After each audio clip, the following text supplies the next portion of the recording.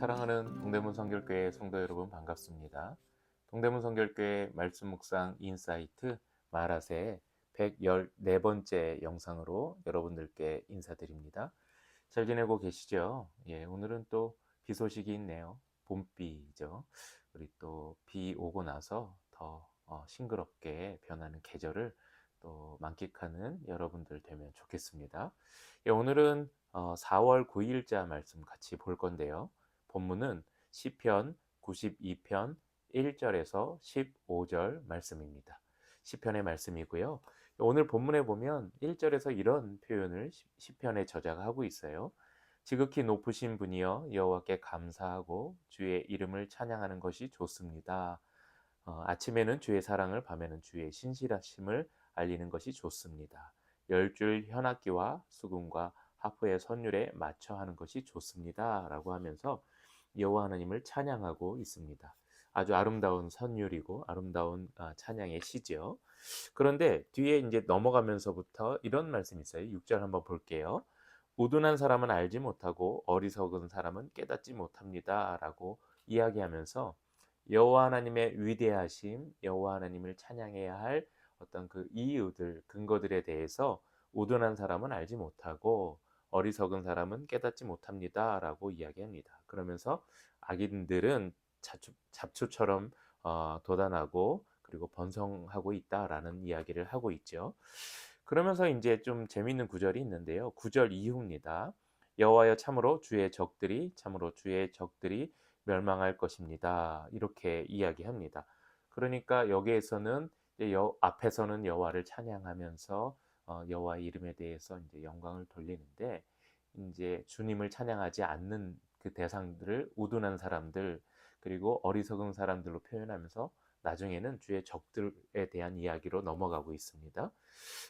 그런 적들에 대한 이야기를 하고 그 다음에 이제 12절에 넘어가서는 다시 의인들에 대한 이야기를 하죠. 의인들은 종려 나무처럼 번성하고 레바논의 백향목처럼 자랄 것입니다. 라고 하면서 의인들에 대한 이야기를 하죠. 본문에서 여호와를 찬양하고 그리고 나서 뒷부분에 적들에 대한 이야기, 주의 적들, 그 다음에 주를 섬기는 의인들에 대한 이야기를 합니다. 누가 주의 적들이고 누가 의인들일까요? 그냥 본문상에서만 놓고 보면 여호와에 대한 어떤 태도를 갖고 있느냐에 따라서 어떤 대상은 주의 적이 되고 또 어떤 대상은 의인들이 되는 거죠. 우리는 보통 이 땅에서 살아갈 때 나를 중심으로 해서 나를 해하거나 나에게 위해를 가하는 사람들을 적으로 삼는 경우가 있고요. 그 반대로 나에게 도움이 되거나 그리고 나에게 긍정적인 마음, 태도를 갖고 있는 사람들을 우리 편, 의인으로 대하는 경우가 있습니다. 그런데 그 나에 대한 기준은 언제나 변해요. 그래서 수시로 적이 의인이 되기도 하고 의인이 적이 되기도 합니다. 그러니까 내 마음의 상황에 따라서 수시로 바뀌는 거죠.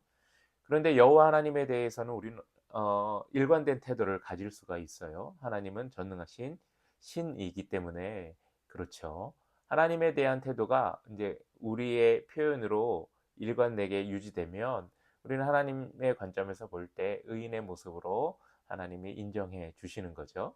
그런데 그 태도가 하나님을 찬양하거나 인정하지 않을 땐 여호와 하나님 보시기에 우리도 적이 될 수 있다는 겁니다. 그러니까 여호와 하나님과의 관계에서 나를 중심으로 볼 것이 아니라 여호와 하나님의 관점에서 볼 때 내 신앙이 그리고 내가 여호와 하나님을 어떤 태도와 그리고 어떤 신앙과 어떤 믿음으로 주님께 향하고 있는지 그 여부에 따라서 이제 달라지는 겁니다. 그러니까 중심이 내가 아닌 것이죠. 우리는 언제나 삶의 중심에 여호와 하나님을 놓아야 합니다. 그러니까 내가 중심이 돼서 신앙생활을 하는 것이 아니라 여호와 하나님을 중심으로 신앙생활을 하고 그리고 그분을 찬양하고 그분께 영광 돌리는 모습으로 나가야 하는 거죠. 나를 중심으로 놓을 땐 언제나 이것이 유동적으로 변한다라는 것을 여러분 잊지 마시기 바랍니다. 그러니까 우리의 삶의 중심에는 항상 주님이 계셔야 하고 여호와 하나님을 그 중심에 놓아야 하는 겁니다. 오늘 말씀 묵상하실 때 이 부분을 좀 염두에 두시고 묵상하시면 좋을 것 같고요. 그리고 그 말씀 묵상을 통해서 내 삶의 중심에 여호와 하나님이 있다라는 것을 인정하면 더 좋을 것 같습니다. 예, 오늘 영상 봐주셔서 감사하고요. 오늘도 말씀 묵상으로 새롭게 되는 여러분의 삶, 신앙이 되기를 바랍니다. 저는 다음 영상에서 여러분들 또 찾아뵐게요. 영상 봐주셔서 감사합니다.